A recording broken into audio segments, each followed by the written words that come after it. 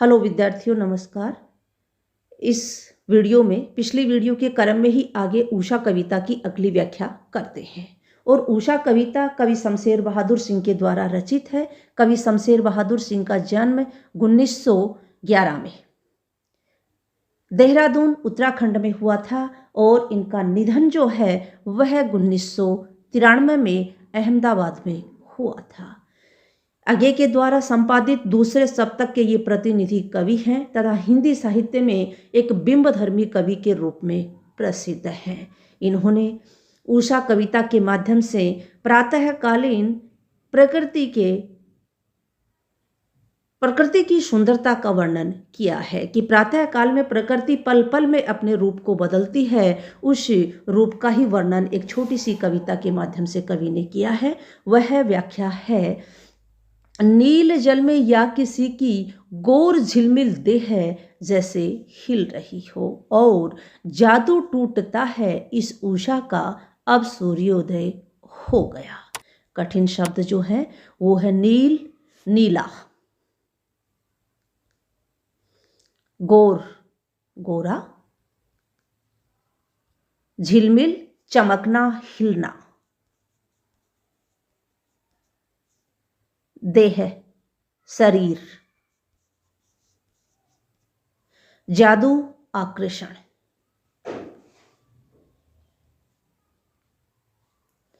सूर्योदय, सूर्य का उगना।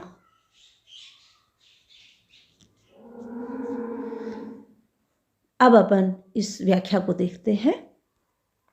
कवि जो है वह प्रकृति के प्रातःकालीन सौंदर्य का वर्णन करते हुए कह रहा है कि सुबह के नीले आकाश में, नीले जल रूपी जो सरोवर है आकाश, उसमें उषा की हल्की लालिमा पड़ रही है। उषा का हल्का लाल प्रकाश पड़ रहा है। वह प्रकाश ऐसे प्रतीत हो रहा है जैसे नीले पानी में किसी सुंदरी का गोरा झिलमिलाता शरीर हिल रहा हो। और कुछ क्षण बाद ही क्या हो जाता है, सूर्य उदित हो जाता है। और सूर्य उदित होते ही उषा काल का यह आकर्षण जादू के समान समाप्त हो जाता है। पल पल परिवर्तित ये जो सुंदरता है सूर्य उदय के साथ ही समाप्त हो जाती है। प्रसंग संदर्भ विशेष के साथ व्याख्या देखते हैं। प्रसंग, प्रस्तुत काव्यांश कवि शमशेर बहादुर सिंह की कविता उषा से लिया गया है। सूर्य उदय से पहले पल पल बदलता प्रकृति का सुंदर रूप यहाँ पर वर्णित किया गया है।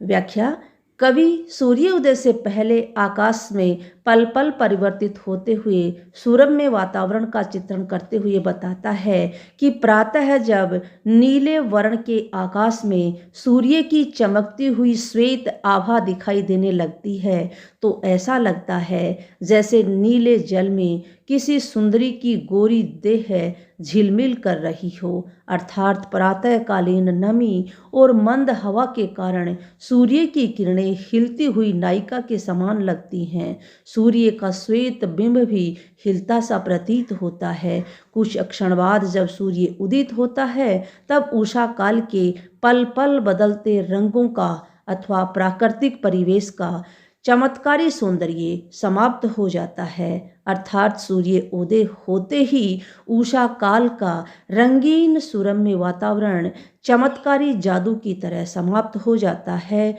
और चारों तरफ सूर्य का तेज प्रकाश फैल जाता है। विशेष, कवि ने नीले आकाश को नीला सरोवर और सूर्योदय से पूर्व सूर्य की किरणों से उत्पन्न पीली या सुनहरी आभा को एक गोरी रमणी की जल में झिलमिल करती देह बताया है। बिंब विधान अद्भुत और मनमोहक है। भाषा सरल, शब्दों का चयन विषय के अनुकूल है। काव्यांश में नीले जल में या किसी की गोर झिलमिल देह है जैसे हिल रही हो। कथन में उत्प्रेक्षा अलंकार है। इस अंश से एक महत्वपूर्ण प्रश्न बनता है जिसको भी मैंने यहाँ पर संकलित किया है। यह प्रश्न कई बार एग्जाम में पूछा भी गया है। तो यह प्रश्न है, जादू टूटता है इस उषा का अब, उषा का जादू क्या है, वह कैसे टूटता है। आंसर है, सूर्योदय होते ही प्रकाश तेज हो जाता है, इससे आकाश का कालापन मिट जाता है तथा उषा की लालिमा भी सूर्य की किरणों के रूप में सफ़ेद रंग में बदल जाती है। सूर्य की किरणों के प्रबल होते ही सवेरे की नमी भी सूखने लगती है। जो सौंदर्य उषा के जादू के समान लगता था वह सूर्य उदय होने पर अदृश्य हो जाता है।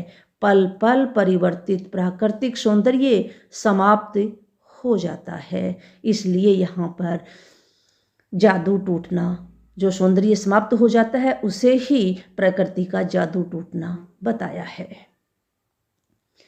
इस पूरे पाठ से, उषा कविता से जो एक प्रतिनिधि प्रश्न बनता है, उस प्रश्न को भी मैंने यहाँ पर शामिल किया है। और यह प्रश्न है, पूछा भी गया है माध्यमिक उच्च माध्यमिक परीक्षा में। ये प्रश्न है, शमशेर बहादुर सिंह की कविता उषा नवीन बिंबों व उपमानों का जीवंत दस्तावेज है, स्पष्ट करें। उत्तर है, उषा शमशेर बहादुर सिंह की एक प्रयोगवादी रचना है।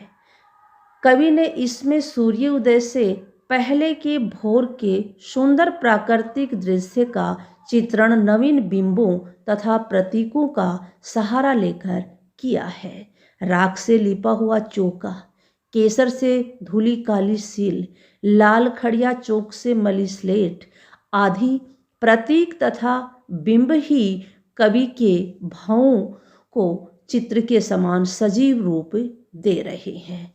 प्रयोगवादी काव्य शैली में कवियों के द्वारा पहले से चले आ रहे बिंबों तथा उपमानों के स्थान पर सर्वथा नए बिंबों का प्रयोग किया गया है।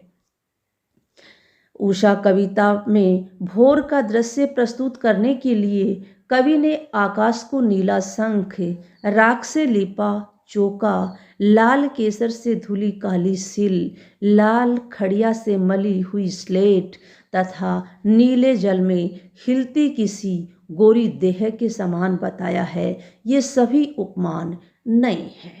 धन्यवाद विद्यार्थियों, आज की इस वीडियो में इतना ही। अगर वीडियो अच्छा लगा है तो चैनल को सब्सक्राइब जरूर कर लेना और बेल आइकन भी प्रेस कर लेना।